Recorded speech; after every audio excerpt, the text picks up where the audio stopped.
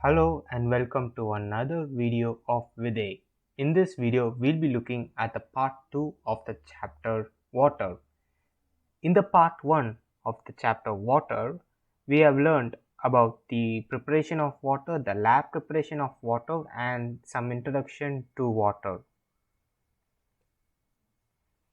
I am Ryan from the Exams Vidhai, going to teach about a chapter Water for the exam NMMS. Let's look at the content of the video again. So in the first video we have looked into the introduction to water and the composition of water with the practice question 1. In this video we will be learning about the properties of water, that is physical, chemical and water as a universal solvent, and a practice question to end the video with. Like before, we'll take a look into the mind map again and see that in this video we'll be looking into the properties. Again, physical, chemical and universal solvent we'll be looking into the detail. With that being said, let's get started. We'll be starting with the physical property of water, and the first physical property of water we'll be learning about is the nature of water. We know water in our daily life is just colorless and odorless and tasteless liquid that we utilize. So it's basically that. So it's odorless, which means no smell. It's tasteless. When you drink you won't get a particular taste, but when you usually drink normal drinking water you would get some sort of taste. Those tastes are from the minerals present inside the water and not from the water itself. So usually water is tasteless. If you drink distilled water, it would be tasteless. So tasteless, it's colorless, so it's transparent, so and it's a liquid, so you have the word liquid there. For boiling point of water, it is 100 degrees Celsius, 212 Fahrenheit or 373.25 kelvins at atmospheric pressure. Boiling point can increase due to increase in pressure. So at room temperature and at room atmospheric pressure, which is 1 atmospheric pressure, if I increase it to 2 atmospheric pressure, this boiling point will increase. So let's say from 100 degrees Celsius it will increase to 120 degrees Celsius. So here is the action of boiling. What you do is pour water into a bowl, and when you heat up, the heat given by the flames, when it's about or equal to 100 degrees Celsius, the water starts to boil. When the temperature of the water is equal to 100 degrees Celsius, that is. So for the freezing, it is 0 degrees Celsius, 32 degrees Fahrenheit or 273.25 Kelvin at atmospheric pressure, and it decreases by increase in the pressure. So when the pressure increases to 2 atmospheric pressure, this would decrease to -1 or -2 degrees Celsius. So here we have the formula for finding the Kelvin temperature from the centigrade temperature. So this is the Kelvin temperature and this is the Celsius temperature. So if you substitute 0 here, you would get the Kelvin temperature to be 273.15 Kelvin. So here it's 0, here it's 273.25 Kelvin.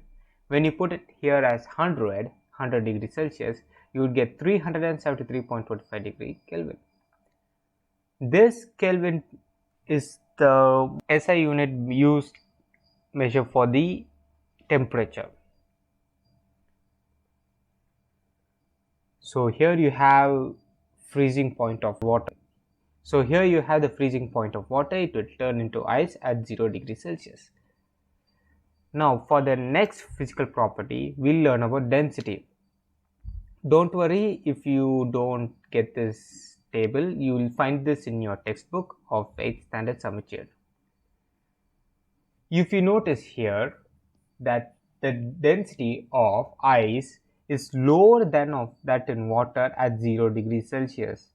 There's a reason of why it's being lower than that of water. That we'll learn in the next property in the same slide. But for now, if you know that ice density is lower than water, we know that ice floats on water. Here in this picture, you can see the ice cubes are floating on the water. Here's a real life example of glaciers floating on water. So since ice density is lower than that of water, it floats on water.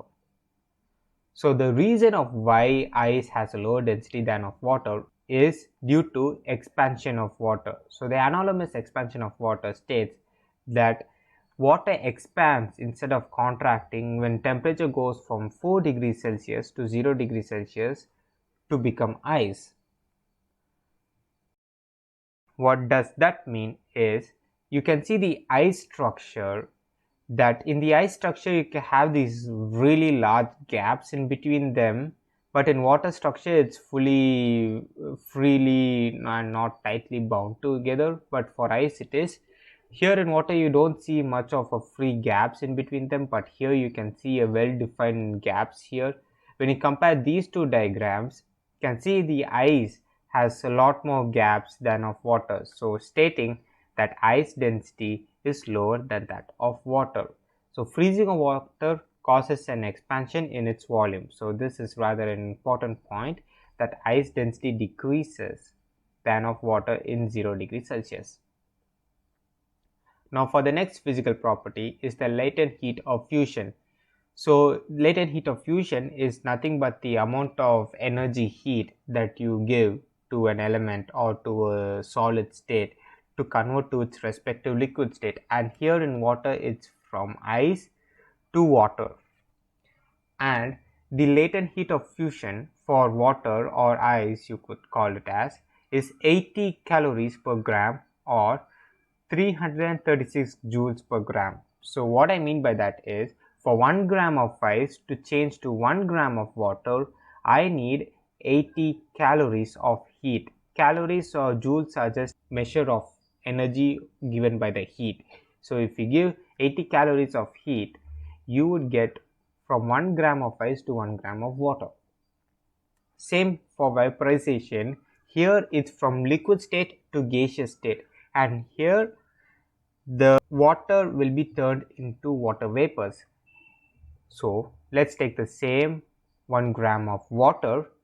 I want to change to 1 gram of water vapor. So the amount of heat I need to give to 1 gram of water to change to 1 gram of water vapor would be 540 calories. Therefore 540 calories per gram or 2268 joules per gram.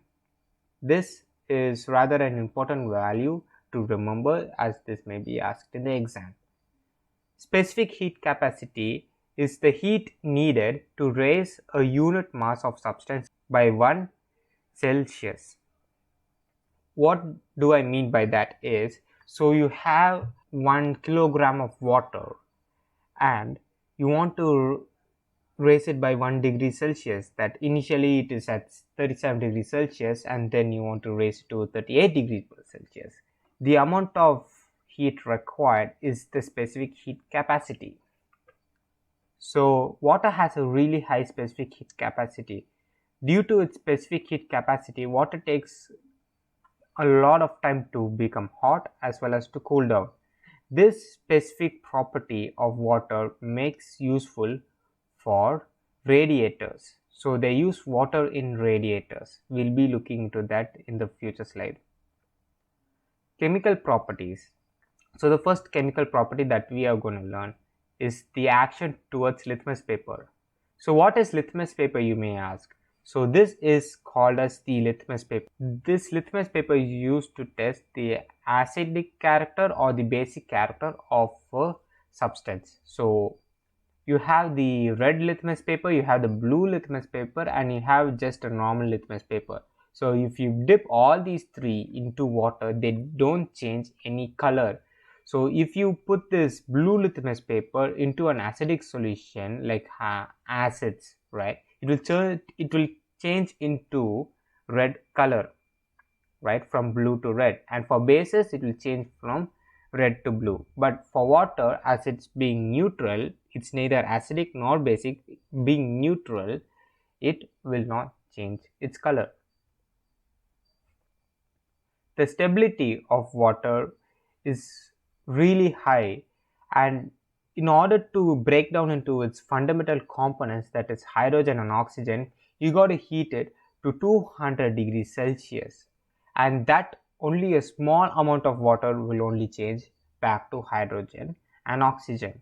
So this is a lot of energy required to change from water to its fundamental elements, that is hydrogen and oxygen.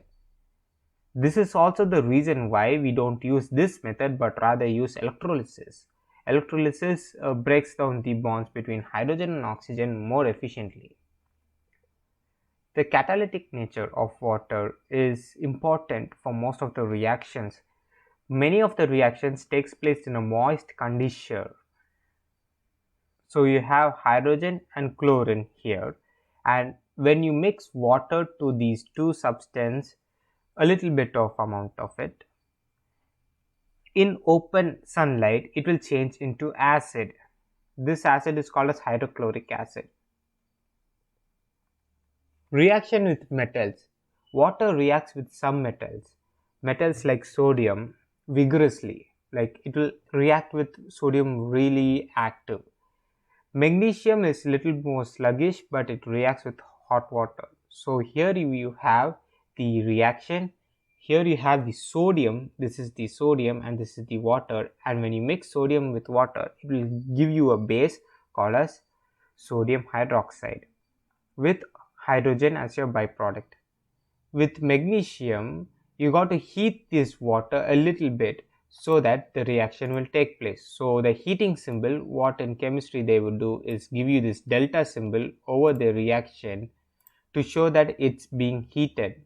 So with a little bit of heat that you give, it gives you magnesium hydroxide, which is also a base. Reaction with nonmetals. When water reacts with coke, it would produce water gas. So what do I mean by coke? Coke is nothing but this pure carbon that you see in this part of this reaction. This is the coke part, right? When you add with water in 100 degrees Celsius, you would get water gas. So water gas is a combination of carbon monoxide plus hydrogen. So this is water gas. Chlorine gas dissolves in water to produce hydrochloric acid. So you have chlorine here, this is the chlorine, and when you add water to it in sunlight, you would get hydrochloric acid. You would see this reaction, this particular reaction and the above reaction in this slide is similar, this reaction and this reaction. That is indeed true because you get hydrogen from this water molecule, and when you combine to chlorine, you would get hydrochloric acid, and here moisture here will be given as water directly. So these two are more or less similar. Here water is used as catalyst, here water is used as reactant. That's the only difference. Water as a universal solvent. So we'll learn about what's a universal meaning and what's a solvent meaning. So first, with a solvent, the solvent is a substance that dissolves other substance. So you have salt water, you have oxygen that's dissolved in water so that the fish inside the water can breathe oxygen, and then you have minerals in water which gives a taste and gives supplements of minerals for our drinking water. So water in every case has something dissolved in them which is quite useful. Water also has a unique property to dissolve more substances than any other liquid that you see. So probably sugar or salt won't be dissolved easily in oil, but rather in water you can easily dissolve sugar and salt in water. So for solids you have sugar and salt as example, for liquids you have milk and honey, and for gases you have oxygen and carbon dioxide in water. The solubility of gas increases when pressure is high. This point is rather important, right? Solubility of gas increases when pressure is high. Vice versa too. So solubility of gases decreases when the pressure is low. This may be asked in the exam as well. But now we'll go into the meaning of why universal. What's the meaning of universal? Because Water can dissolve anything and everything, and it is found everywhere. And what do I mean by everywhere is that even in the planet of Mars, you can see a small patch of ice on top of Mars, which says that ice is almost everywhere throughout the universe. So it dissolves everything and it's almost present at everything. Now time for the practice question number 2. So you have two questions here. Water changes to ice at what degree Celsius, or solubility of carbon dioxide in water is high when the dash. So I'll give you some time to solve this. You can pause this video, solve on your own, and then resume this video to see the correct answer, or if you want the answer, continue watching this video. So the correct answer for this is 0 degrees Celsius. Like in the previous slide, for the physical property, the freezing point of water that we have learned, at 0 degrees Celsius, water changes to ice. At 100 degrees Celsius, water will change to water vapor. This is rather the boiling point of water. Here, the solubility of carbon dioxide in water is high when the pressure is high. Remember that one important statement that I gave you in the previous slide as water as a universal solvent, that it can dissolve all gases and almost every gases at a really high pressure. So more the pressure, more the solubility of gas. So here carbon dioxide is a gas. With that being said, this concludes the second video of the chapter water. Please check the description for extra questions and some lecture notes. Also do comment if you have any doubts in this video. I'll make sure to respond to them as early as possible. All the text and the tables that you have seen in these slides are from the textbook only, and images are generally searched from Google. Remember to go through all the points to remember and glossary at the end of the chapter. Thank you, and we'll see in the next video.